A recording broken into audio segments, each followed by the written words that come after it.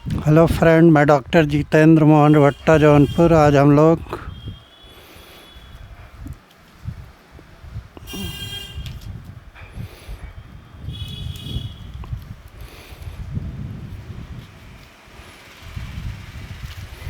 Mercurius प्रोटोआयोडाइड, merc iodide 1000 या 10,000 number या 200 number के होम्योपैथिक सिम्टम डॉक्टर इबिनेस के लीडर्स नैस बुक के बारे में डिस्कस कर रहे हैं। जीवा का अग्रभाग या नोक लाल या पीली तथा पिछला भाग गहरे पीले रंग की परत से युक्त हो तथा जीभ पर दांत निशान स्पष्ट उभरे हों। गले में सूजन हो जो दाहिनी ओर से प्रारंभ हुई हो। डिप्थीरिया बाईं ओर से होने पर लैक्सिस 1000 या 10,000 नंबर। उपदंश की प्रारंभिक अवस्था में घाव में 1000 की शक्ति उपयोग की रहती। मर्क्यूरियस आयोडाइड प्रोटोआयोडाइड के लक्षण अत्यंत स्पष्ट और भरोसेमंद होते हैं। इसमें जिह्वा के पिछले भाग पर पीले रंग की मोटी सी परत चली रहती है और नोक देखने में लाल या पीली दिखाई देती है। साथ ही मर्क्सॉल वाली 200 या 1000 नंबर की दवाओं का लक्षण जीभ पर दांत के निशान भी दिखाई पड़ते हैं। वैसे जीवा पर पीली परत काली बाइक्रोम 30, नेट्रम फास 200, चेलिडोनियम क्यू में भी दिखाई देती।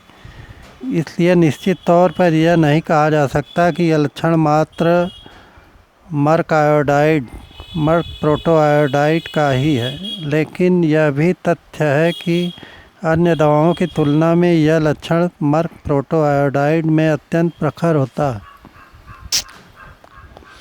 डिप्थीरिया में गले के अंदर सूजन रहती और लाइकोपोडियम 200 या 1000 नंबर की भांति नकली झिल्ली दाईं ओर से बननी प्रारंभ होती है, लेकिन साथ ही श्वास की दुर्गंध, दांत के निशान तथा बढ़कर लटकी हुई जीभ के लक्षण भी उपस्थित रहते हैं। इन सब के बावजूद यदि जीभ पर गहरे पीले रंग की परत भी हो तो यह दवा देने में हिचकिचाना नहीं चाहिए। ऐसी अवस्था में मैंने तीसरी शक्ति से लेकर लाख शक्ति सीएम तक की दवाओं का उपयोगी पाया है। यद्यपि मैंने विभिन्न पोटेंसी का प्रयोग किया है, मगर उच्च शक्ति को ही ज़्यादा लाभकारी पाया है। किंतु आप यदि 12वें क्रम से ज़्यादा शक्ति की दवा नहीं देना चाहते हैं तो मत दीजिए, लेकिन कुछ खुराक देकर इसे बंद कर दें तथा प्रभाव का इंतज़ार करें। एक तथ्य और मात्र डिप्थीरिया ही ऐसी बीमारी नहीं है जो जीभ की पीली परत के लक्षण पर इस दवा का संकेत देती है। ऐसी पीली परत तो उदर व यकृत के रोगों में भी रहती।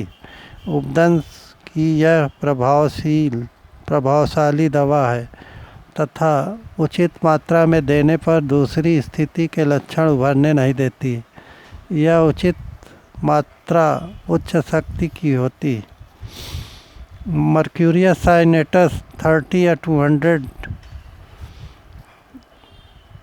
इसमें सायोनोयन नामक नीले विषैले तत्व का समावेश रहता है। यह तर्क विवेकपूर्ण प्रतीत होता है, लेकिन मैं समझता हूँ कि इससे वास्तविक और सही लक्षणों की खोज करने के लिए हमें और अधिक जांच पड़ताल करनी चाहिए। गल गुहा के एक पुराने रोग में मैंने इस दवा को काफ़ी कारगर पाया है।